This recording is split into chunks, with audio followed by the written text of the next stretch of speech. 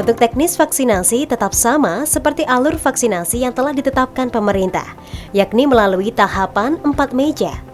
Meja pertama diperuntukkan untuk pendaftaran dan verifikasi data, guna memastikan sasaran penerima vaksin terdaftar sesuai nomor tiket elektronik dan KTP menggunakan aplikasi PCare vaksinasi, ataupun bisa dilakukan secara manual. Untuk meja kedua, petugas melakukan anamnesa untuk melihat kondisi kesehatan dan mengidentifikasi kondisi penyerta serta melakukan pemeriksaan fisik sederhana. Di meja dua inilah sasaran penerima vaksin akan di-screening, mulai dari kondisi tubuh hingga pertanyaan pendukung lain.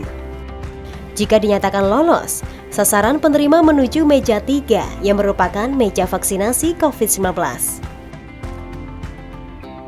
Pemirsa, untuk penyuntikan perdana kali ini diberikan kepada 10 pejabat dari jajaran Forkopimda dan tokoh agama, serta tenaga kesehatan dan petugas pendukung layanan kesehatan. Untuk penerima vaksin pertama kali ini dari jajaran Forkopimda, yakni diawali oleh Kapolres Kediri AKBP Lukman Cahyono, kemudian dilanjutkan Kepala Staf Kodim 0809 Kediri, Mayor Sizat I Gatot Pawa Edi, dan Kepala Kejaksaan Negeri Kabupaten Kediri Sri Kuncoro.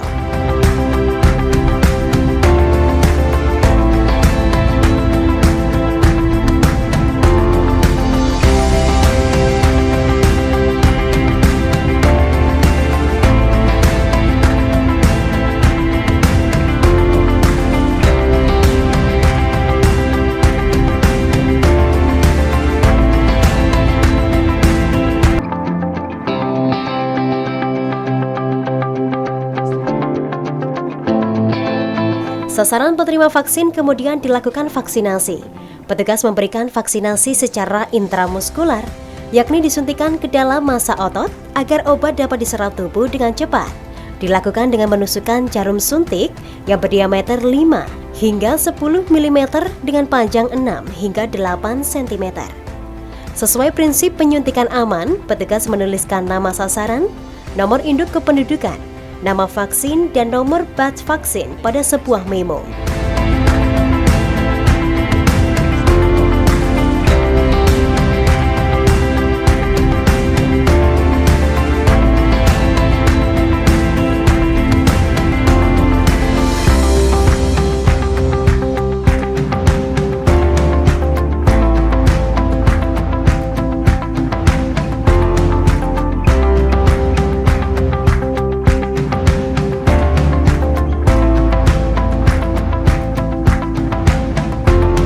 Januari. Jika kemudian setelah kita tes ulang 11 hari setelah itu dinyatakan negatif. Penerapan prokes tetap? Prokes tetap kita laksanakan, bahkan penyemprotan yang awalnya hanya sebulan sekali kita minta seminggu minimal 2 kali dari BPBD. Tidak dilaksanakan sama sekali. Harapan kami juga memutus jaringan COVID ini. Kita masih menangani seperti kemarin, kita laksanakan karena sempat terhenti gara-gara ada pilkada. Kita sempat hentikan dulu, jangan sampai nanti dicampur aduk dengan politis, sehingga kita hentikan. Sementara kita lanjutkan lagi, hari ini sudah mulai pemanggilan-pemanggilan yang kemarin sempat terhenti.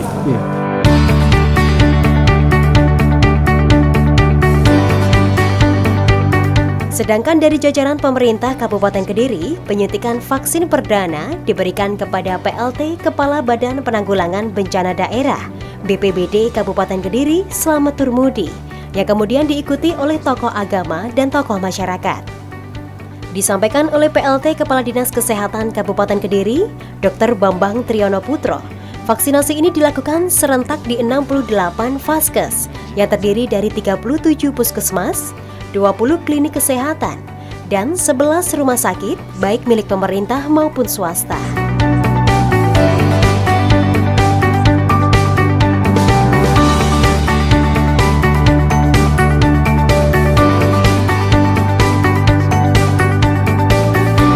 Kegiatan hari ini adalah pencanangan vaksin perdana di Kabupaten Kediri dengan sasaran 10 pejabat yang ada di lingkungan pemerintah Kabupaten Kediri, dari pemerintah kabupaten, dari Forkopimda, dari Ketua Organisasi Profesi, dari rumah sakit, kemudian dari tokoh agama yang kita pilih. Nah, harapannya dengan setelah pencanangan ini, hari ini juga kami sampaikan ke seluruh vaskes yang ada, 68 vaskes meliputi 37 puskesmas, ada 20 klinik dan 11 rumah sakit, semuanya serentak melaksanakan. Karena ini tadi kita siarkan secara live untuk bisa dilihat semua vaskes dan harapannya bisa segera ditindaklanjuti di masing-masing vaskes.